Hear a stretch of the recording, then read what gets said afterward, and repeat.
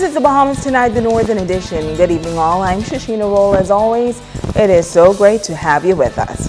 Topping news, the deadline for bids to be submitted for the purchase of the Grand Lucayne Resort is fast approaching. With 3 weeks to go, anticipation is building as many speculate that this sale could usher in a new beginning for the tourism sector.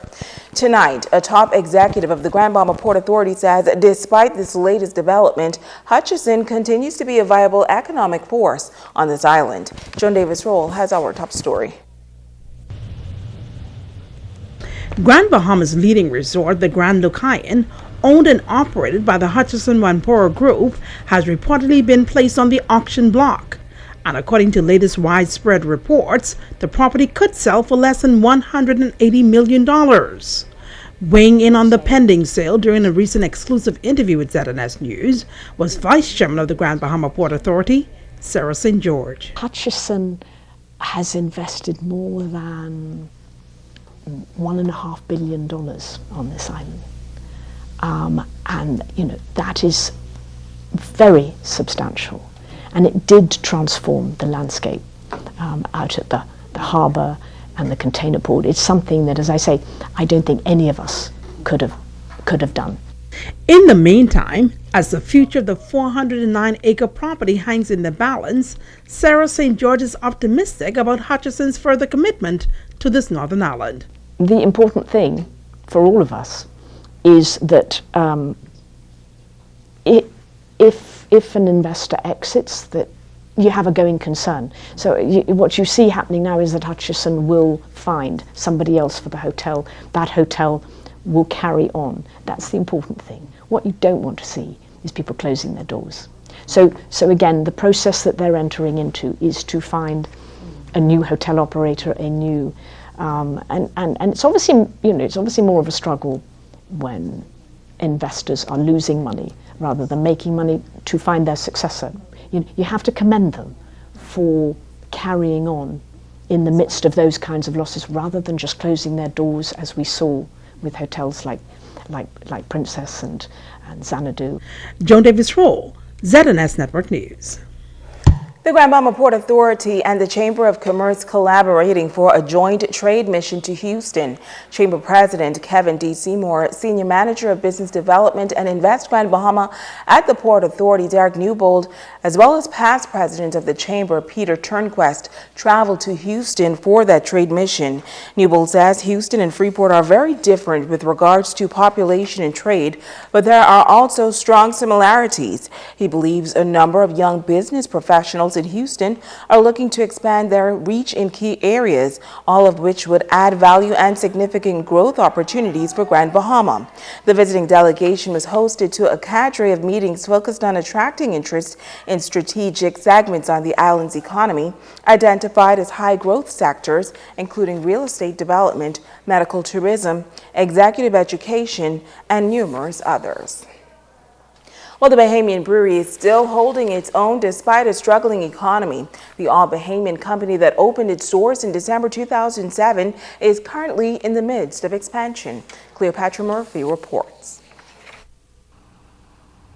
For the last 3 years, Bahamian Brewery has been in the midst of an expansion process, and by the time it is completed, CEO and President James Sands estimates the company would have spent an estimated $5 million. Sands says he is presently expanding the production area. An additional 200 square feet has been added and new equipment purchased. He says the exercise will improve efficiency at the brewery. Now, unfortunately, I had to withdraw it because of the lack of production that I could produce. And hopefully, towards the end of this year, I will be able to meet those demands outside of the Bahamas. Sands anticipates the latest expansion to be completed by the end of June. He says although it was a challenge getting into the business, the company has found its niche in a market previously dominated by Commonwealth Brewery. I felt very, very confident that I, along with my colleagues, Bahamian colleagues, could achieve what we needed to achieve. Now, it's not all over yet. It's never over, but it's well established. The company's well established, well run, and we're here to stay. The independent brewery is 100% Bahamian owned and operated, something Sands says brings pride. We Bahamians have put this project together and have been able to produce, distribute a first-class product.